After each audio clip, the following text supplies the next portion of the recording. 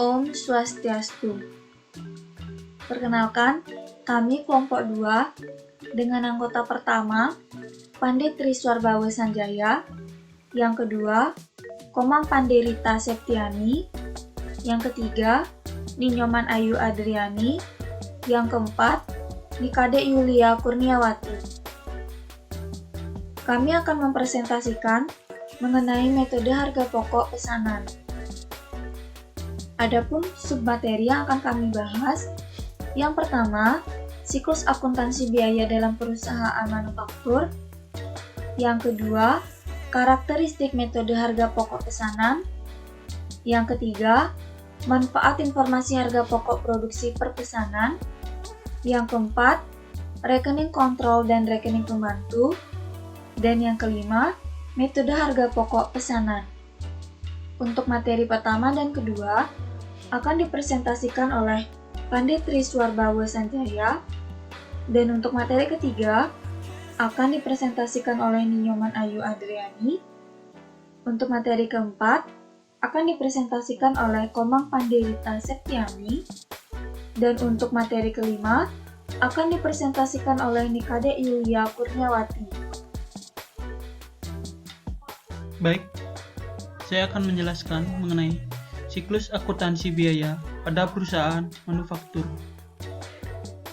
Pada perusahaan manufaktur, siklus aktivitasnya dimulai dengan mengelola bahan baku di bagian produksi dan berakhir di penyerahan produk di bagian gudang.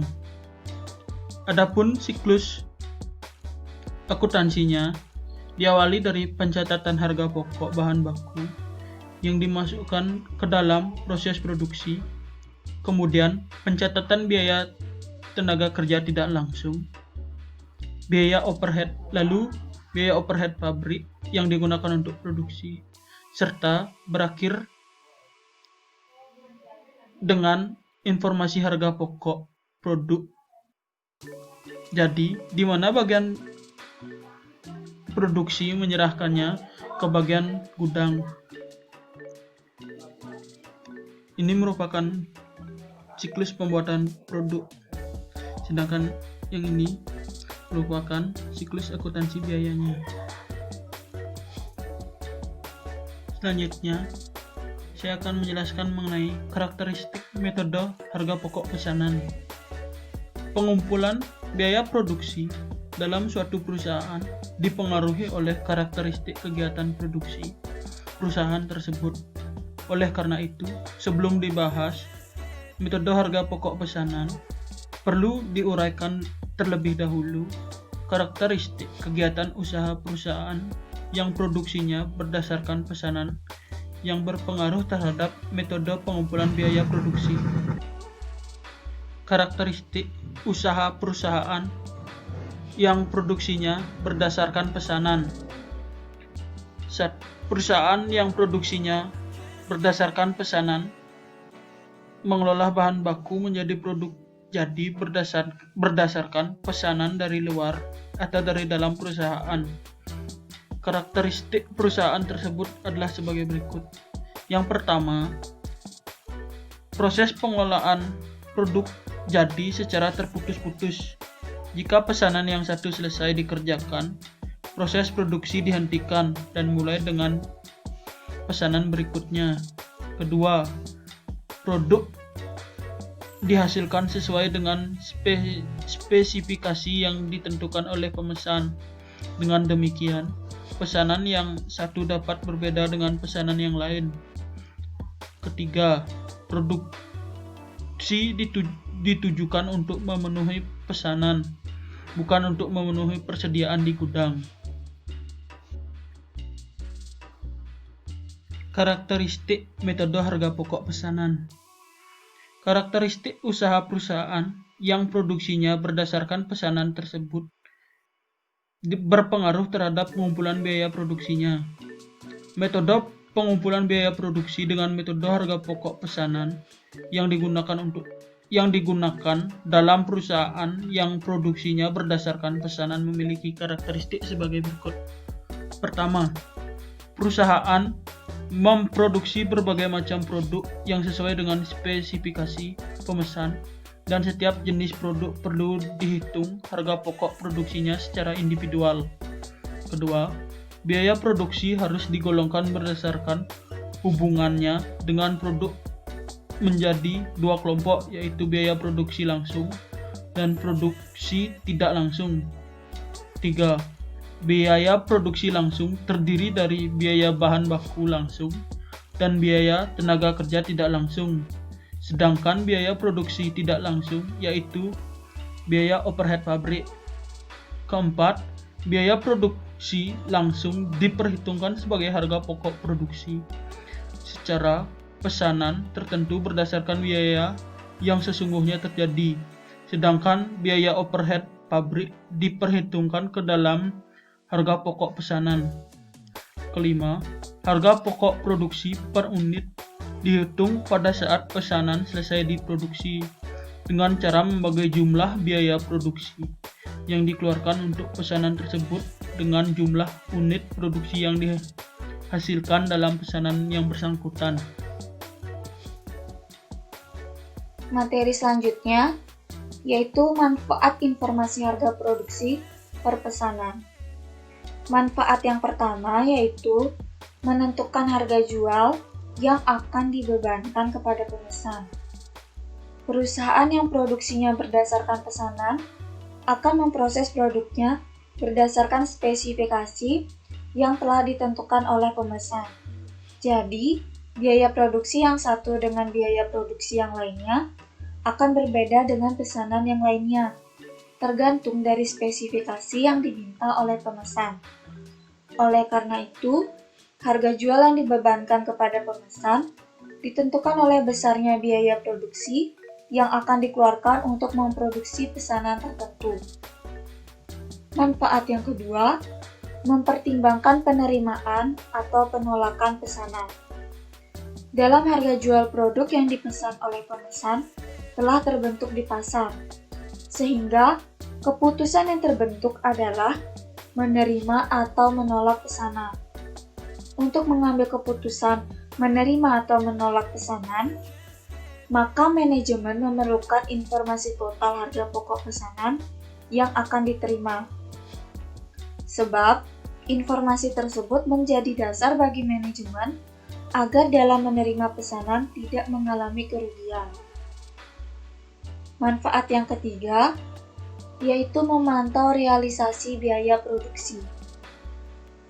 Informasi taksiran biaya produksi pesanan dapat dimanfaatkan sebagai salah satu dasar untuk menetapkan harga jual yang akan dibebankan kepada pemesan.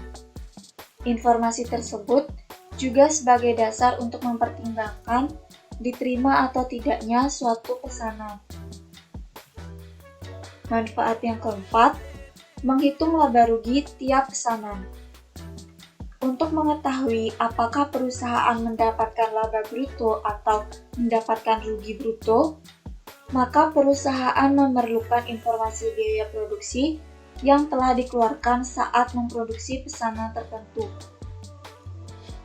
Dan manfaat yang kelima yaitu menentukan harga pokok persediaan produk jadi dan produk dalam proses yang disajikan dalam neraca.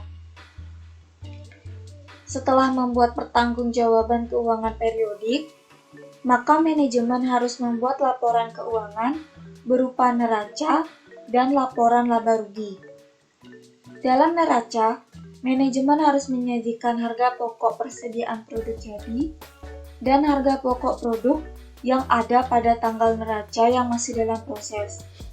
Oleh karena itu, manajemen harus menyiapkan catatan biaya produksi tiap pesanan. Materi selanjutnya adalah rekening kontrol dan rekening pembantu.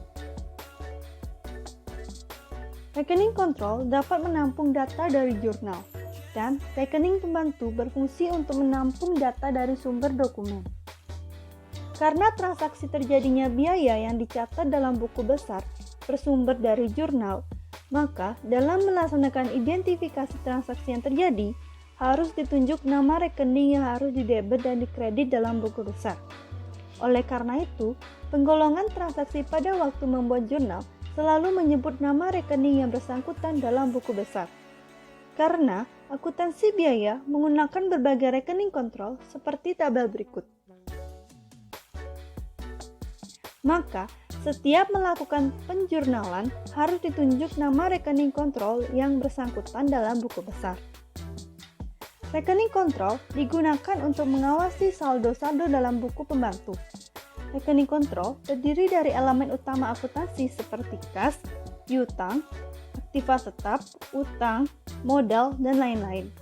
Sedangkan rekening pembantu ialah catatan akuntansi akhir yang berarti tidak ada catatan akuntansi lagi sesudah data akuntansi diringkas dan digolongkan dalam rekening buku besar dan buku pembantu. Selanjutnya, metode harga pokok pesanan. Metode harga pokok pesanan adalah metode yang digunakan oleh perusahaan yang berproduksi berdasarkan pesanan.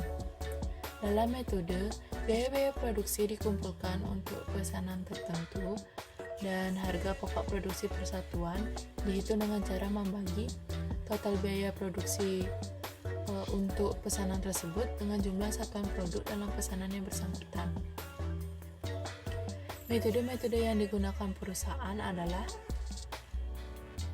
yang pertama, pembelian bahan baku dan bahan penolong.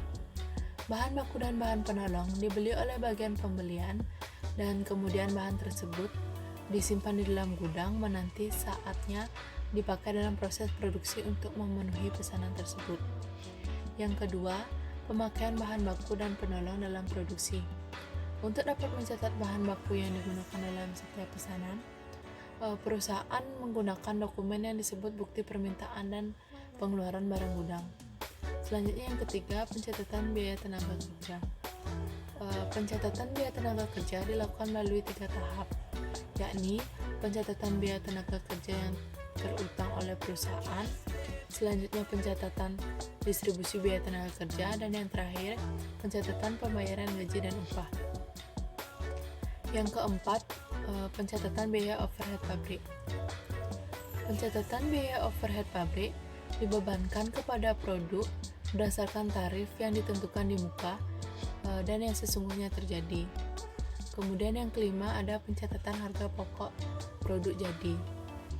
Pesanan yang telah selesai diproduksi ditransfer ke bagian gudang oleh bagian produksi, dan kemudian harga pokok pesanan yang telah diproduksi ini dapat dihitung dari informasi biaya yang dikumpulkan dalam kartu harga pokok pesanan yang bersangkutan. Yang keenam, pencatatan harga pokok dalam proses. Ini dilakukan karena pada akhir periode kemungkinan terdapat pesanan yang belum selesai diproduksi. Yang ketujuh, pencatatan harga pokok produk yang dijual. Harga pokok produk yang diserahkan kepada pemesan dicatat dalam rekening harga pokok penjualan. Yang terakhir, yang kedelapan, pencatatan pendapatan penjualan produk.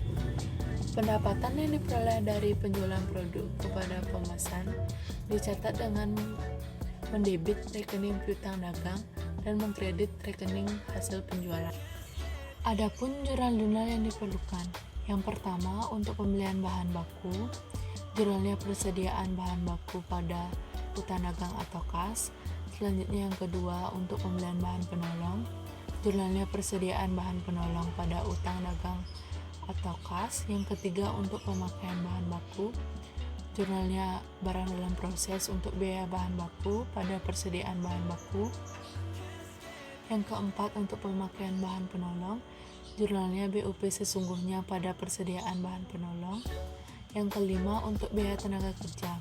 Untuk biaya tenaga kerja ini dilakukan melalui 3 tahapan, yakni yang terutang oleh perusahaan, jurnalnya gaji dan upah pada utang gaji dan upah.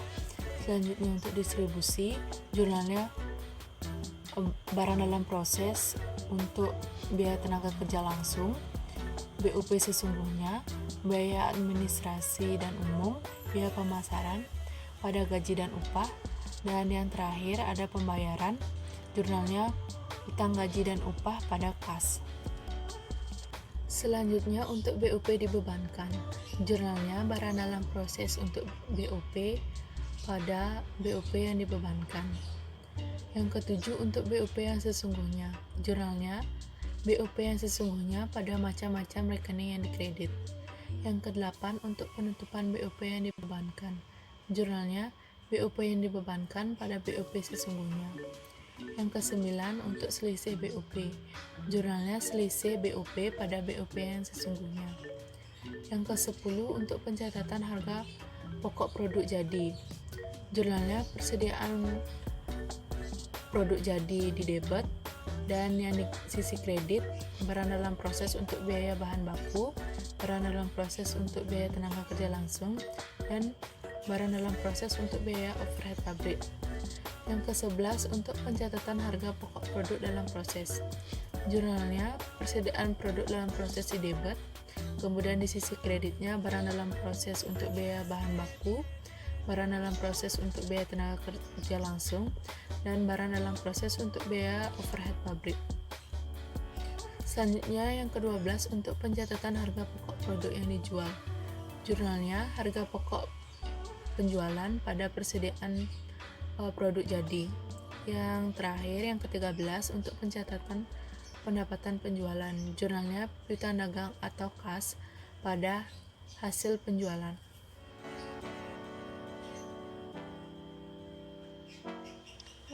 Sekian pembahasan materi dari kelompok kami. Om Santi Santi Santi Om.